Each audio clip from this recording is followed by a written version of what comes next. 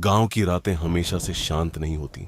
कुछ रातें ऐसी भी होती हैं जो अपने भीतर अनकहे किस्से और अधूरे सच छुपाए रहती हैं। यह कहानी एक ऐसी बरसाती रात से शुरू होती है जिसे गांव में आज तक कोई नहीं भूल पाया।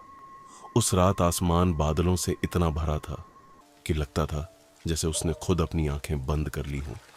हवा में मिट्टी की खुशबू नहीं थी, बल्कि एक अजीब सी सड़ी हुई गंध थी जो धीरे धीरे दिमाग पर असर कर रही थी।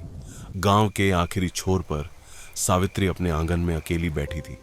उसका पति शहर गया हुआ था और बच्चे सो चुके थे। घर के अंदर उसे घुटन महसूस हो रही थी, इसीलिए वह बाहर आकर बैठ गई थी। रात के करीब 10 बजे होंगे, तभी उसकी नजर दूर पीपल के पेड़ की ओर गई। पहले उसे लगा कि शायद आंखों का धोखा है, लेकिन फिर उसने साफ देखा। अंधेरे में एक आकृति खड़ी थी, बिल्कुल स्थिर, जैसे पेड़ का ही हिस्सा हो।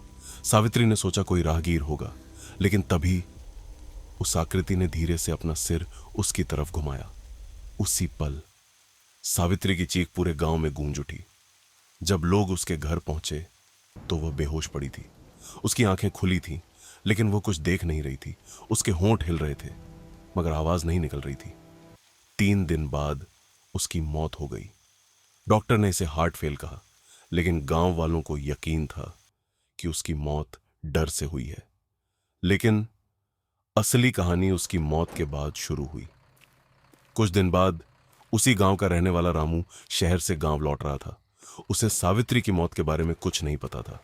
रात के करीब 11 बजे वह बस स्टैंड से पैदल घर जा रहा था। रास्ता सुनसान था, चारों तरफ खेत और बीच में एक पुराना कुआं। तभी उसने सामने एक औरत को देखा।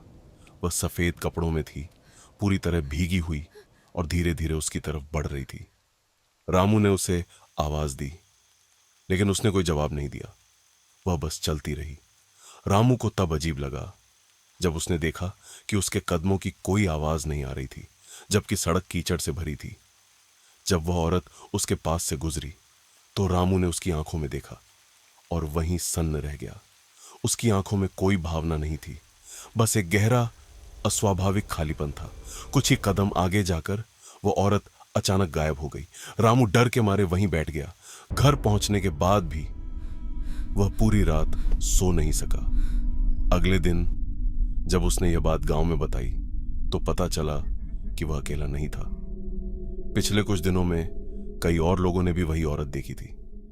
एक अजीब बात सामने आई। वह औरत सिर्फ उन्हीं लोगों को दिखती थी जिन्हें सावित्री की मौत के बारे में पता नहीं होता था। गांव के बुजुर्ग हरिदास ने यह सुनकर कहा कि सावित्री की आत्मा कुछ बताना चाहती है। उनके अनुसार जो लोग उसकी मौत के बारे में जानते हैं वे डर के कारण उसकी बात नहीं सुन पाएंगे, लेकिन जो अनजान हैं वे रुककर उससे सवाल करेंगे। कुछ दिन बाद श्याम, जो गांव के नए शिक्षक थे और भूत प्रेत में विश्वास नहीं करते थे, उन्होंने भी वही अनुभव किया। एक रात बिजली चली गई थी और वो बाहर निकले। उन्होंने भी उसी औरत को देखा। जब उन्होंने टॉर्च से उसका चेहरा देखा तो वह डर गए।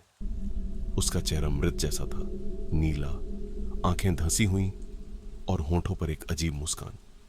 वह औरत बिना उनकी तरफ देखे आगे बढ़ती रही और फिर अचानक गायब हो गई। जमीन पर उसके कदमों का कोई निशान नहीं था। इसके बाद गांव के लोगों ने सावित्री के घर की तलाशी ली। सब कुछ सामान्य था, जैसे वह अभी भी वहीं रहती हो, लेकिन एक डायरी मिली जिसमें उसने अपने अनुभव लिखे थे। उसमें लिखा था कि उसे हर रात पीपल के पेड़ के पास कोई दिखाई देता है जिसकी आंखें जलती हैं और जो उसे अपनी ओर बुलाता है, लेकिन उस जलन में रोशनी नहीं, सिर्फ असहनीय दर्द था। आखिरी पन्ने पर हल्के से खरोंच कर लिखा था, पेड़ के नीचे। गांव के कुछ लोग उस रात पीपल के पेड़ के पास गए और खुदाई शुरू की। कुछ ही देर में उन्हें एक कंकाल मिला, एक औरत का। उसके पास टूटी हुई लाल चूड़ियां थीं। जांच में पता चला कि कई साल पहले उसी जगह एक औरत की हत्या हुई थी और उसे वहीं दबा दिया गया था। सावित्री ने उसी आत्मा को देखा था और डर के कारण उसकी मौत हो गई, लेकिन मरने के बाद वह खुद उस रहस्य का हिस्सा बन गई और लोगों को दिखाई देकर सच सामने लाने की कोशिश करती रही। जिस दिन वह कंकाल मिला और उस औरत का अंतिम संस्कार हुआ। उसके बाद सावित्री कभी नहीं दिखी। गांव में फिर से शांति लौट आई। लेकिन आज भी लोग कहते हैं कि बरसात की अंधेरी रातों में जब सब कुछ शांत हो जाता है तो उस रास्ते पर एक औरत दिखती है। वह किसी से कुछ नहीं कहती, बस चुपचाप चलती रहती है और फिर अचानक गायब हो जाती है। शायद वह सावित्री है, या शायद कोई और, जो अब भी अपने सच के सामने आने का इंतजार कर रही है।